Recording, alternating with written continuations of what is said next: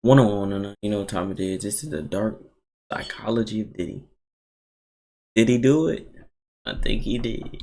I thought I knew how bad of a person Sean Combs was, but the more I did my research, I realized I only knew the tip of the iceberg. Prosecutors say that the charges stem from years of sexual abuse and threats against women. In fact, the deeper I got into my research, you were 13, what were you seeing? I went there to see the lifestyle, and I saw it. I actually started to feel the fear his victims must have felt. Because he did a lot of crazy shit to people around us. One day that I know for a fact he'll be behind bars. Things got way darker than I ever imagined. And what I've come to realize is Diddy's life is one of the most evident displays of pure evil I've ever laid my eyes on. But I didn't want to make a journalistic overview of his life and crimes, those exist already. I wanted to specifically focus on his dark psychology, a deep dive into his mind, a study of evil. There are no misconceptions about it. This is the dark psychology of Diddy. I want to make something clear from the start. Usually in cases like this, I wouldn't use unsettled lawsuits as evidence for dark psychology, as the things are only alleged. But Diddy lost that privilege when lying about what he did to Cassie. Cassandra Ventura, or Cassie, was a female artist that Diddy would sign to his record label, Bad Boys Entertainment. She was 19 at the time. Diddy would help produce her first album, and not long after he would begin dating her. They were together for 11 years before splitting in 2018. Not much was known about their relationship, but in 2023, Cassie would seemingly out of nowhere file a lawsuit against Diddy. The lawsuit alleged that he subjected her to a decade of abuse, violence, and sex trafficking. Diddy would actually settle the lawsuit straight away for $30 million, allowing it not to go to court. However, what would then happen is other lawsuits started to come out from other victims over the next few weeks, as though Cassie's bravery inspired them to come forward. They included more claims of assault, abuse, and more heinous crimes we'll get into later. However, Diddy would take to Instagram to deny all of these allegations, saying they're just looking for a quick payday. He doesn't specifically address Cassie, but it's implied in this message that her allegations are also attempts to, quote, assassinate his character and destroy his reputation and legacy. There would be no proof of these allegations for a few months, but in May 2024, footage would be released that changed everything. Disturbing new video appears to support some of the accusations of abuse against music mogul Sean Diddy Combs. I of course won't show the graphic part of the footage, but it clearly shows Cassie trying to leave the hotel they were in before Diddy emerges in nothing but a towel. He catches up to her, pulls her to the floor by her head before stomping on her and kicking her on the ground, while she curls up and just takes the abuse. The day following this footage's release, Diddy would try and backpedal and issue a half-hearted apology for his actions. My behavior on that video is inexcusable. I take full responsibility for my actions in that video. I was disgusted then when I did it, I'm disgusted now. After this, I just knew Diddy was a liar, a master manipulator. And although not all of the other lawsuits have yet provided proof of the allegations, it's hard to discredit them, when the same accusations he said were just looking for a payday turned out to be real. As mentioned with Cassie, Diddy used the ability to bolster her career as a way into her life. He was a multi-millionaire that was working with a lot of big talent, so he used his power and clout to his advantage. When first signing her, he was 37 and she was 19, and in the space of 2 years, he was able to seduce her into a relationship with him, but one with dark intentions. Based on the actions that would follow, I believe that this would be dark psychological seduction. This is using calculated hidden methods to obtain the availability of a target. However, it's only dark if this situation doesn't also benefit the other person. Seducing someone isn't the bad part if you mean good, but Diddy's intentions with Cassie were far from good. Also, as you can see in the methods, a planned out process is the method where your process of dark seduction is repeated with different victims. In 2024, model Crystal McKinney would file a lawsuit detailing how Diddy made promises to advance her career in the fashion industry. To have this big business mogul with a lot of connections in the industry be focused on you and giving you compliments, it can be very easy to believe the words are true. Diddy would then invite her to his studio, where he would provide Crystal laced weed, unbeknownst to her at the time. She insisted that she'd had enough, but Diddy would continue to pressure her to smoke more and drink alcohol until the point she was very intoxicated and felt like she was floating. He would then lead her into a bathroom where he would sexually assault her, leaving her humiliated and traumatized. Not only did he not help her progress in her career, but he allegedly blackballed her in the industry, and her career went downhill. Her whole life ruined because Diddy decided she would be his next victim for dark seduction on that day. Very soon after this lawsuit, April Lampos would also file one, and a theme starts emerging. April was a fashion student who met Diddy and shared her dreams of working in the fashion industry, which was met with Diddy offering to be her mentor and get her connections to the industry. In her own lawsuit, it states that Diddy love-bombed her. Love-bombing is a tactic that falls under the area of covert emotional manipulation, which is essentially using someone's own emotional desires to then influence them for your own benefit. Love-bombing is defined as intense, sudden, or forceful displays of positive feelings towards the victim to create a feeling of affection and trust initially, so that they have the ability to manipulate without suspicion. Diddy would shower her with gifts and flowers, even Valentine's Day cards. However, one night they went out, and despite her not drinking alcohol, Diddy aggressively encouraged her to. They went to a hotel, and April would state to Diddy that she feels uneasy and sick. He disregarded this and proceeded to rape her. He would then love-bomb her again and promised to make things better by helping her get into the industry. And being, quote, a naive college student, she gave him a second chance. However, once he'd been respectful enough to gain her trust again, he raped her in the parking lot. Believe it or not, he was able to sexually assault her on 2 more separate occasions after this, because he promised to use his power and influence to blackball her from the industry if she didn't do what he asked. So this brings it back to Cassie. He signed her into a 10-album contract. For reference, the bigger female artists like Rihanna and Beyonce still don't have 10 albums, but this would pretty much lock her into his business for her whole career. But he had likely seduced her into this and promised that he would give her the world. And he did. A world of torture. At some point in the relationship, Diddy would begin to host these freak-off parties. I'm not going to cover the entire details of what it consists of, but it would involve him hiring male sex workers to have sex with Cassie in front of him, whilst he would... No, that's not true. No way. No.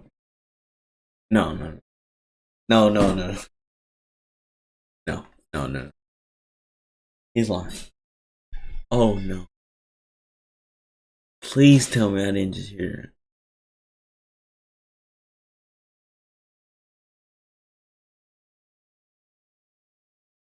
it.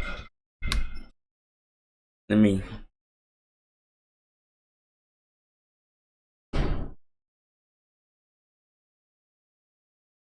Go back. He didn't say it. No way. Diddy would begin to host these freak-off parties. I'm not going to cover the entire details of what it consists of, but it would involve him hiring male sex workers to have sex with Cassie in front of him. No way, no.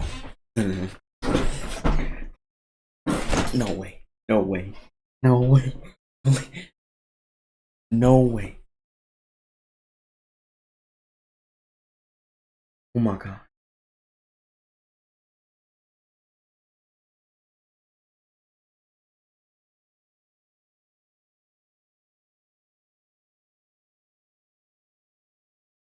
Whilst he watches and pleasures himself, all of course against Cassie's wishes and causing her discomfort. However, he would give her so much drugs that she was able to dissociate from these events and just let it happen. He had seduced this young woman so that he could watch this happen to her. For Diddy, it was all about the power.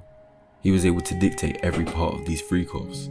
He picked things like what lingerie Cassie could wear, to ensuring her nails were white so they could contrast with the skin of the black men hired to have sex with her. This was truly disturbing to Oh no. read. You have to realize, Diddy had to have made Cassie so fearful of him and his power that she didn't leave or tell anyone about this. He would have had to make her feel so small and so worthless that she accepts her fate as being used as an object in a sadistic fantasy, despite hating it. She also talks about the countless times he would assault her, verbally, yes, but also physically, as seen by the hotel footage, multiple times a year. Remember, Diddy had a lot of influence in the music industry, and so much money that he would be assumed to have connections higher up, which may have been why she felt so hopeless. We already saw with the other woman that Diddy had the power to blackball them from the industry, and for Cassie it would have been the same if she objected. He would use these mind control tactics to make the girls remain under his predatory control. Mind control is influencing someone to do something without them realizing that they were influenced. The person doing the mind control will become puppet masters, pulling the strings of their victims' minds, and Diddy was doing exactly that. I mean, look at the methods. Finding those in need. Diddy was targeting young women who had just got into the industry and knew that they would seriously benefit from his connections, restricting choice. He would make them feel like their only choices are to stay with him and fulfill his desires, or leave him and be blackballed from their industry. I would even suggest he used mind games, which is playing with a victim's psychology negatively just for fun or to gain some influence, and making them think their own brain is bad. when in reality their mind is being tricked. A big mind game tactic is ultimatums, and as mentioned in Cassie's lawsuit, her volatile and abusive partner, who also owned her label and therefore held her future success in his hands, had fully exerted control over every aspect of her life. The ultimatum was that if she wanted a career, she had to do as he said and do as he wanted. It becomes alarming then when you look at the cases of Usher and Justin Bieber. When Usher was just a teenager, he was invited to live with Diddy, where he experienced some weird things. We're sending you over to something called Puffy Flavor Camp. There you go.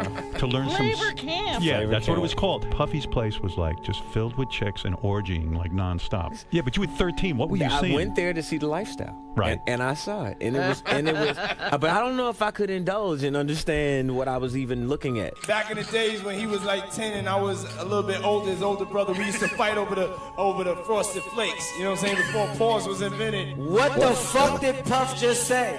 10. Nobody's gonna acknowledge this with me. Puff just said we used to wrestle over the Frosted Flakes. Now, I don't like making up assumptions about what may have happened, but it seemed to be an extremely weird relationship between the young singer and the grown diddler. When Usher was 16, Diddy would produce his album and stay in contact with him into his adult years, helping his career. Until Usher comes out and explicitly says anything, we won't know if Diddy did anything to him. But using these mind control and mind game tactics, something could have been done that kept Usher obedient in order to not have his career ruined by Diddy's influence. Something similar would then happen with Justin Bieber as a teenager. He's having 48 hours with Diddy. Where we hanging out and what we doing, we can't really disclose.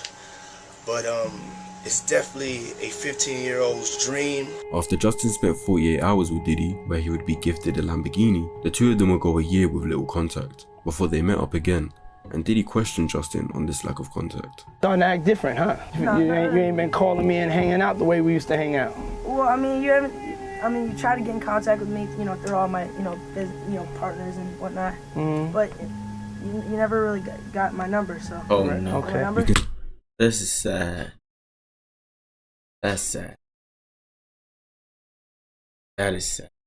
See the nervousness and apparent fear in the 16-year-old, and that could be quite telling. With the dark psychology tactics we've covered so far, it wouldn't have been hard for Diddy to have done something to Justin, but use his methods to keep him obedient.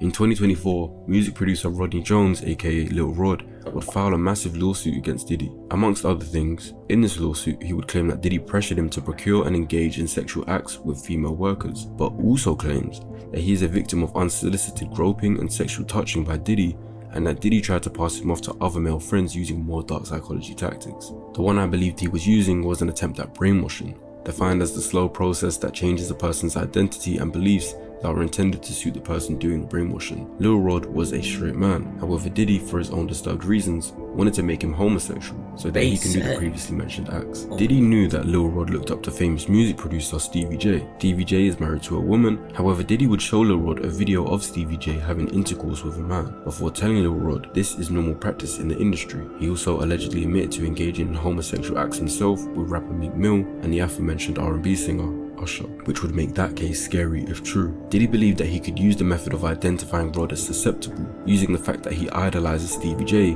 to get him to fall into this new mindset that Diddy wants him to. Diddy would later try to pass off Lil Rod to his friend Cuba Gooding Jr. whilst on a yacht, who would end up touching, groping and fondling Rod's legs, thighs, buttocks and shoulders, before Rod had to push him away. When this brainwashing attempt failed, Diddy went back to the manipulation tactics and mind games, such as promising Lil Rod large amounts of money, a Grammy, and access to major record label executives. But then he would switch from promising the world to making threats, such as eating his face and killing his mother.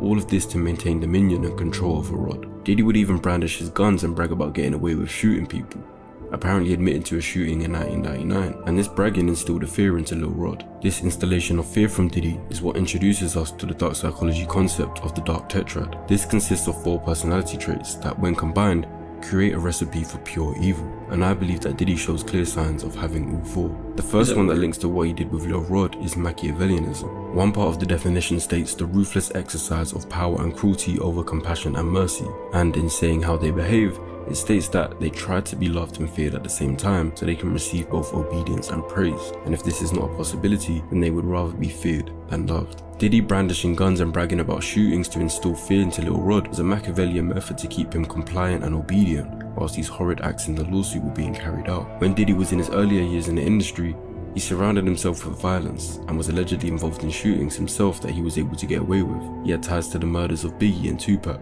as well as being linked to the shootings of Suge Knight's friend Big Jake in 1995 and another shooting of a woman in 1999, but he wasn't imprisoned for any crimes. However, there were other violent acts that he definitely was confirmed to be the perpetrator of. In 1999, Diddy and Nas had filmed a music video for a song. When the video was practically ready to be uploaded, he changed his mind last minute and said he doesn't like the concept of the video and wanted a part of it cut. However, Nas's manager, Steven Stout, was reluctant to pull out as he had already put $14,000 into that scene, a scene where the concept was Diddy's idea in the first place. The uncut music video aired on national television April 15th, 1999, and it was only a matter of minutes before Diddy and his bodyguards allegedly assaulted Steve in his office. It said that Steve was assaulted with a phone, an office chair, and a champagne bottle. Diddy was almost instantly arrested, criminally charged, and faced up to 7 years in prison, until Steve had a change of heart and asked the DA to drop charges once Diddy apologized. This would be one of the only times Diddy would apologize for his actions, but it helped him dodge another bullet and get away with it. In 2001, a talk show host, Roger Mills, would file a lawsuit that accused Diddy and his entourage of assault, false imprisonment, destruction of property, intentional infliction of emotional distress, and a civil conspiracy for events that also entailed in 1999. According to Mills, he was interviewing Diddy and asked him a question regarding the death of his former artist Biggie, who had been shot and killed. Diddy refused to answer the question and demanded that the interview end right there and for it to never be aired, even offering to buy that tape off Mr. Mills through someone else. But when Roger refused, he was attacked in a parking lot on the way back to his car. He says Diddy's bodyguards prevented him from leaving, then took the videotapes and broke his camera. Police in the area admitted there was an incident but couldn't identify the perpetrators. In court, the jury voted in favor of Diddy and he once more got away with it. These acts of violence are removed by Diddy to keep his name feared and respected. Not only can he do the crimes, but often due to his power, money and connections, he can get away with them. Diddy had a whole bunch of staff around him who aided him in his dirty work. In Lil Rod's lawsuit, he claims that when complaining to Diddy's female head of staff about his actions, she replied that this is his way of showing that he likes you. The power to get them to comply comes from the fear and love a Machiavellian is able to receive. Next in the tetrad is psychopathy, a common term you may have heard that's hard to define but tied to superficial charm, impulsivity, and a lack of empathy and remorse. If you took a look at their behavior and compare it to Diddy's, you'll find a lot of similarities. His superficial charm in the way he has an apparent interest in upcoming talent when he really just wants to exploit them for his own twisted needs. The calculated lying, the lack of guilt towards his victims, especially towards Cassie, who he was willing to deny the allegations of until the footage came out. Even in his apology video, you see an evident lack of empathy. His violent outbursts towards others in the industry also showed his lack of impulsivity. The next part of the tetrad is narcissism. This is described as having an inflated self-worth and one believing they are superior, and this was Diddy to a T. At every dark moment in his life, his ability to get away with things due to his successful financial position caused him to feel invincible, and that's why he was able to hurt so many people. For example, one of Diddy's earliest controversies was when he organized a celebrity basketball game in 1991. Due to his poor planning and disregard of his responsibilities, 5,000 people turned up to a college gymnasium that could only host 2,700. As a result of this and the door being barricaded shut, people got trampled on and 9 of them lost their lives. Diddy was not 100% accountable but still had a big part to play as this was his event. He gave a half-hearted apology and paid around $600,000 combined to the families of the deceased, but he had millions, so he faced no real punishment. From here I believe he realized money and power were going to give him a superior ability to commit the crimes and get away with them, as documented in this video. He believed in his own power and that he deserved everything, which is why he would become abusive if anyone threatened to leave him. The final part of the tetrad is sadism. Simply defined as the deriving of pleasure from the suffering of others, Diddy's freak-offs were a clear example of finding some sort of pleasure in Cassie's suffering. Voyeurism is a real thing and is defined as the practice of gaining sexual pleasure from watching others when they are naked or engaging in sexual activity. However, due to his continuous verbal and physical assault of Cassie, this was more than that. He knew she didn't want it. She explicitly told him, but he didn't care. He still filmed it and pleasured himself to it. It excited him to see her in discomfort, filled with drugs. Fulfilling the dark tetrad makes it clear that Diddy is pure evil. Following his recent arrest, many more truths will come to light. But regardless of the punishment, the damage to many of the victims will never be undone. Diddy's rise to power wasn't built on music alone. It was built on fear, control, and manipulation. And as the truth continues to unravel, we must ask ourselves, how many others have yet to come forward? How many victims does Diddy have? How many people have fallen into his acts of pure evil? Over.